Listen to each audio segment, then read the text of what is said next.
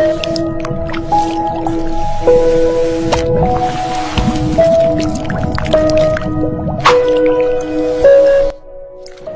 Friends, చూడండి వీడియోలో చాలా చక్కగా చూపించారు. క్రియేట్ చేసి ఎడిట్ చేసింది ఎవరో తెలియదు కానీ చాలా బాగా చెప్పారు.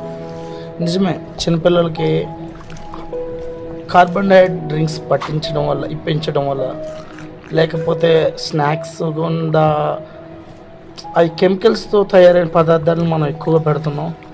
అవి నిజంగా మానుకోవాలి. అవి తినడం వల్ల చాలా ప్రమాదం చిన్నపిల్లలకి. ఆ కార్బోహైడ్రేట్ డ్రింక్స్ తాగడం వల్ల కూడా వారి జ్ఞాపశక్తి కోల్పోతారు త్వరగా. అంటే చదివింది గుర్తుండకుండా ఉండటం, అటువంటి లోపాలు వస్తాయి.